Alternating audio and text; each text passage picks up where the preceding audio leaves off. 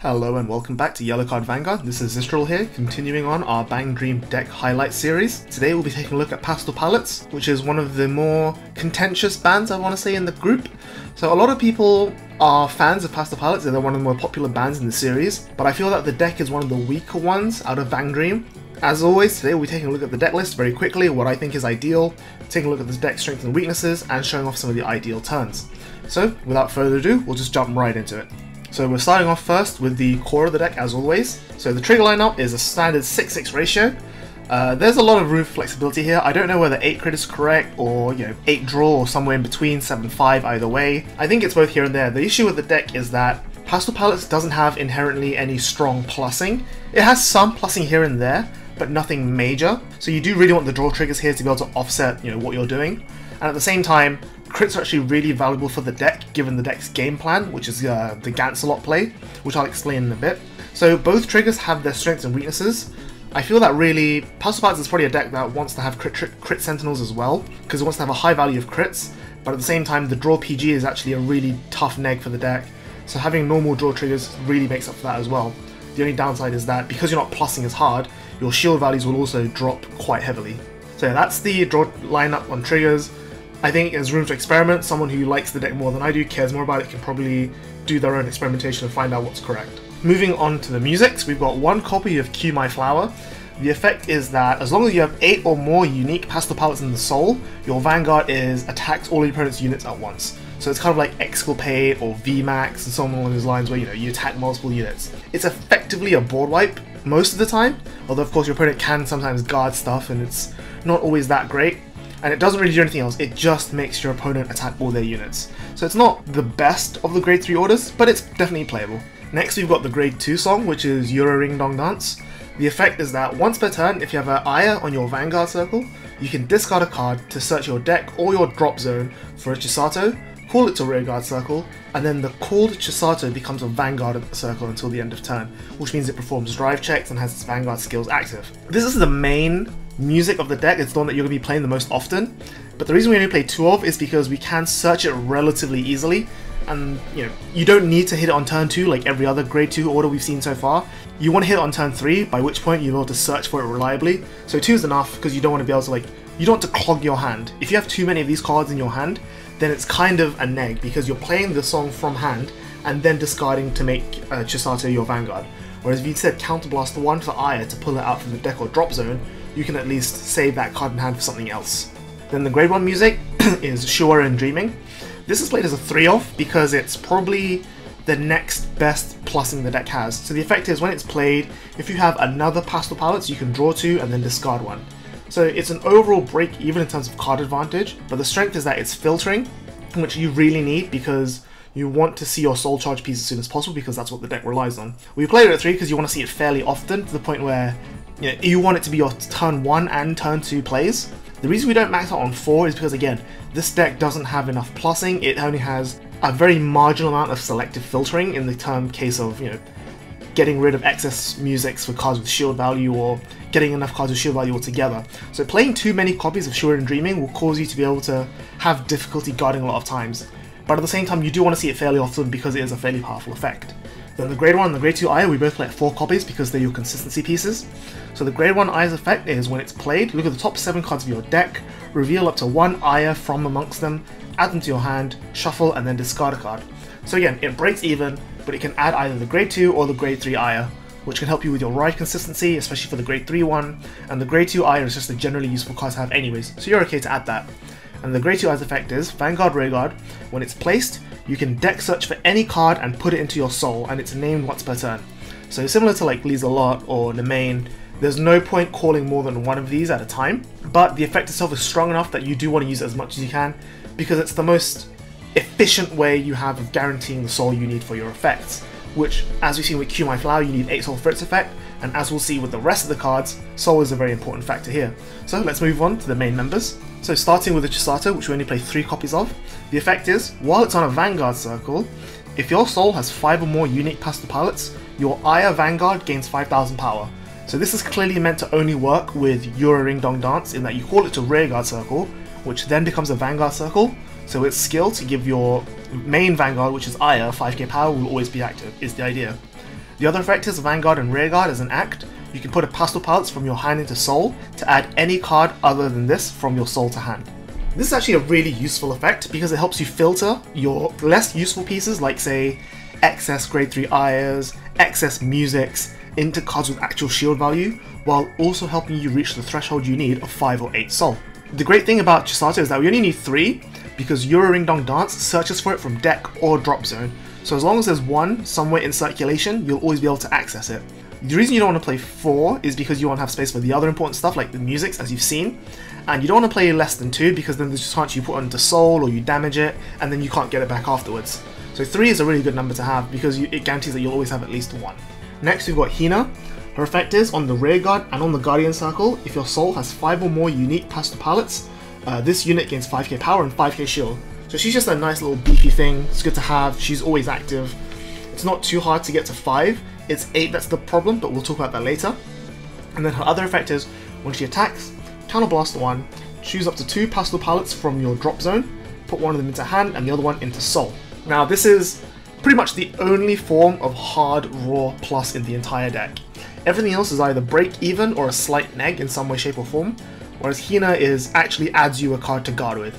This is probably why she's one of the most important cards in the deck, and she also fuels your soul, which you need to reach that threshold. Moving on, we've got Maya, whose effect is when she's played, reveal the top 3 cards of your deck, put all Pastel Palettes from there into soul and the rest on the bottom. Maya is the best soul charging the deck has, and while it's not controllable like Hina or the grade 2 Ayah, it is the highest quantity, and that's what's really important because you can guarantee 3 in soul from riding up 0, 1, 2, and then obviously when you ride the 3 that's your 3rd soul. But then getting to 5 either requires you to use Ayah once or twice, Hina once or twice, or if you're lucky you can just play the Maya and hit 5 immediately. Or if you're already on 5 from using Ayah or Chisato or whatever, then that Maya can be what you need to push up to 8. So she's really important, you want to see her as much as you can. And the main reason you actually want to play so many of these cards that aren't actually that great is because at the end of the day, you need unique Pastel Palettes in soul, so you need as many different Pastel Palettes as possible to shove into the soul. That's one of the other reasons that we play the one-off Qmai Flower. Even though the effect will very rarely come up, it's another Pastel Palette you can shove into the soul. And then finally we have Eve. Her effect is very simple, on play, soul charge, and then as long as you have 5 or more unique Pastel Palettes in soul, she gains intercept and can intercept from the back row. And this is probably the only other source of...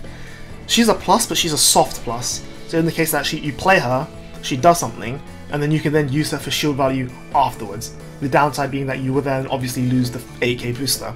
A lot of times that's not really relevant because you have multiple copies, either spares of Eves or extra Mayas in hand that you can get there with. It's one of the 2 boosters in the deck that's useful, and so you play her because again, it's the blind soul charge can sometimes get you there, and just being that extra 10k body shield sometimes is really useful. Then finally we've got Ayah, who literally is the main focus of the deck. So as with all the other grade 3s other than Hello Happy World, she is Counterblast 1 to play a music if you haven't already played one this turn. And then her main effect is, during your turn, if your soul has 5 or more unique Pastel Palettes, all of your Pastel Palettes on Vanguard and Rearguard circles gain 5000 power.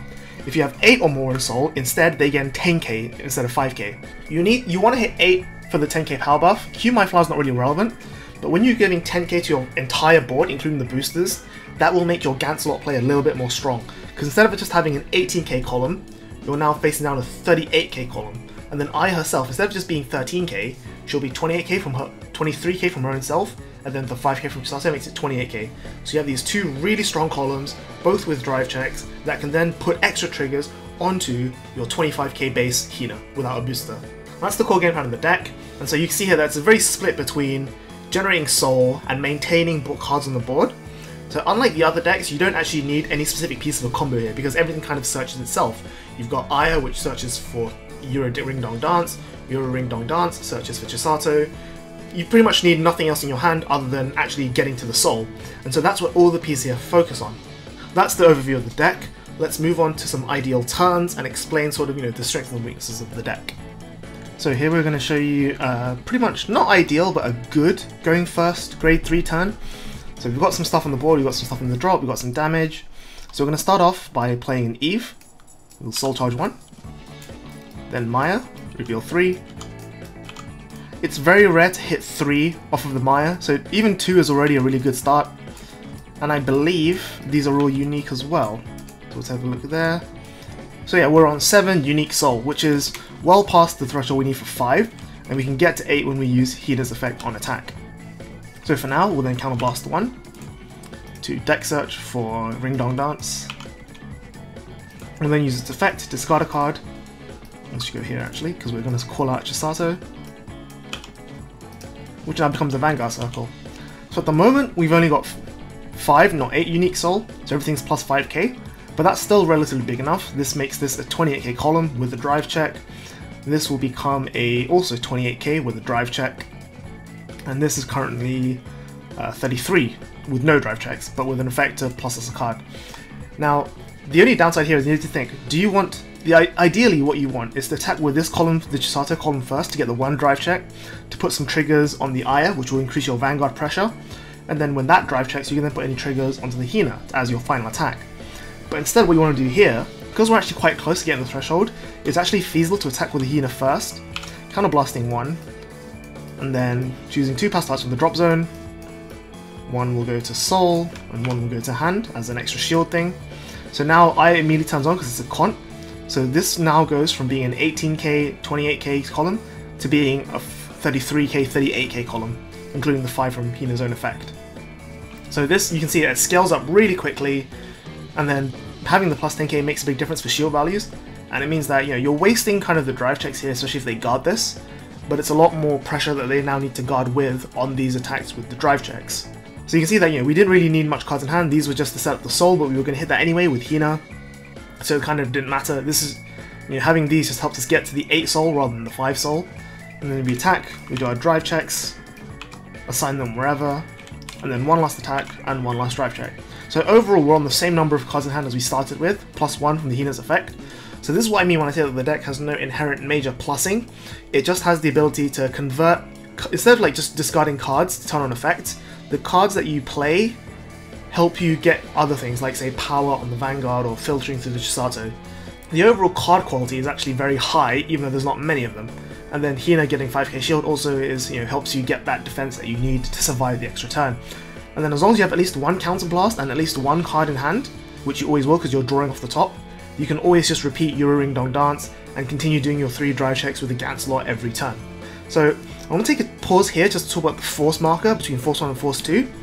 In general, I think force 2 is the right play here because as you can see, we've got force 2 on the Vanguard. Even if you don't have the 5 unique soul, your Vanguard is still a much higher pressure column because it gets the 2nd drive check compared to the 1 drive check of the Chisato column. So having that extra crit pressure means that when you attack with the Chisato first, your opponent has to be very wary about your Vanguard column because any power gains you get from the drive checks onto your Vanguard will make that significantly harder to guard to 2 pass or even no pass. At the same time, you can also put the force 2 on the rear guard instead, and then you're at that point accepting that when the Chisato is boosted, she is going to have more power than the Aya. Of course, you're accepting that when that happens, you're going to be loading up your Chisato column, kind of like the Blaster Blade of your Gancelot, and you're relying on that to finish the game, rather than just delivering a little bit of extra pressure. Force 1 is also very playable, I think. If you can get multiple rerides in a turn, then putting a bunch of Force 1s onto your Chisato column kind of makes you play a bit more like MLB, because you've got that really big rear guard that's going to be really hard to guard, and then you've got drive checks on top of it to really drive the point home and load up the other column, say, the one that's not your Vanguard, and get a bit more of an even power spread. But in general, I think Force 2 is mostly the play, just because it gives you a little bit of extra pressure, because like I said, you want to have some number of draws, because you don't have that much inherent plussing otherwise. Force 2 means that any crits you get on the Chisato Vanguard swing can go to herself, if they don't guard, or if they can go to the rear guard, and it basically gives you an extra chance to you aren't then forced to put crits onto the Vanguard to maintain pressure. You can then load those crits onto the rear guard and then spread out the load. So that's kind of what a good turn looks like, and a lot like Poppin'party is that once you have it set up, it's relatively easy to keep going. You don't need to invest any more resources. It's just counterblast 1, play the song, and then discard a card, search for the Chisato. So that's it for the ideal turn. So we'll move on to talk about the deck list at this point now. So here we see the deck list. Like I said, the trigger lineup I think can be changed a little bit. There's a bit of flexibility in there. I just like 6-6 because it's the most balanced between draws and crits. And you really want the draws here because you don't really have much source of plussing otherwise. The issue being that you need to discard a card to turn on the Gancelot effect, and so the extra drive check you're getting isn't a plus, it's offsetting the cost of getting that plus in the first place. That's why I think you want to have some number of draws so that you can maintain a good hand advantage to be able to more reliably defend against stuff. I think the lineup of the musics can also be adjusted a little bit. I've never really seen the need to go into Cue My Flower, and even when it would have been good, or I didn't want to get the third drive check with Euro Ring Dong Dance, sometimes I didn't even have the 8 soul needed to turn on that effect altogether. Like I said, it's just there to be another unique Pastel palettes to shove into your soul. But if you want to play, say, another third copy of Euro Ring Dong Dance because you're afraid of damaging them all, or if you want to play a fourth copy of Chisato because you're worried about damaging them all, that can definitely be done. I think the issue here is that the card pool is not very big, and every card here is only filling one job, and they fill that one job relatively well, but nothing is working overtime. Like, there's no card in the deck that really stands out and does multiple things and is like, oh, I always want to have this card. It's like, Maya is the soul charge, you need it, Eve is the soul charge that you need and can sometimes double up as shield, but it's like, it's an extra bonus. It's not like, oh, this card is doing 2 things at once. The Grade 2 Aya, such as the soul. Hina is the only one that actually does things. It generates soul and it has power and it draws you a card, but you only have 4 of it, and so it doesn't do enough to carry the deck. So I think Pastel Palettes is one of those decks that, if Bang Dream were to get a second wave of support, it definitely has the highest potential to become very, very powerful. But as it is now, you're having to put a lot of your effort into jumping through the hoop of getting unique soul, and then the payoff for getting unique soul is just a big power boost, which is good, but it's not game finishing like, say, Revon's multiple attacks and the minus power, or MLD's multiple force markers. So you're working a little bit harder for a little bit less payoff, and that's why I think Pastel Palettes is the weakest deck. I think it definitely has strengths, especially against any sort of fast deck, because you're playing cards already to shove in soul, so once you get your soul set up, any cards you play they're not excess, but they've done their job.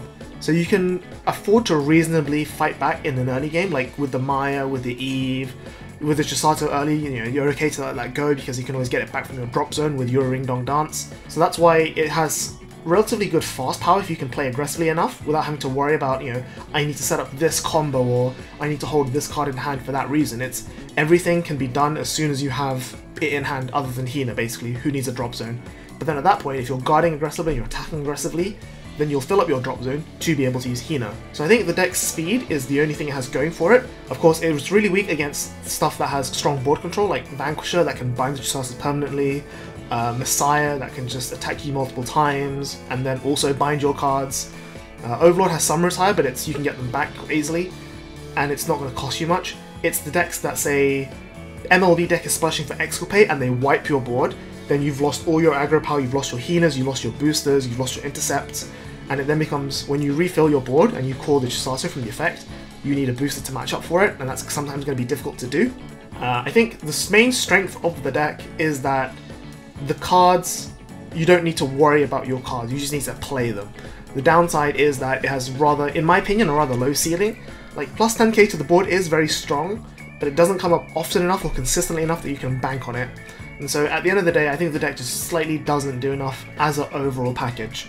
A lot of people really like Pastel Palettes, I can see why, they're quite likable, and like I said, I think the deck has a lot of potential, and I think if the format slows down just a tiny bit, and the deck can afford to spend a little bit longer and play a bit more conservatively to reach that 8 soul more reliably, then it has a lot of potential. But for now, I unfortunately do think this is the worst deck of them all.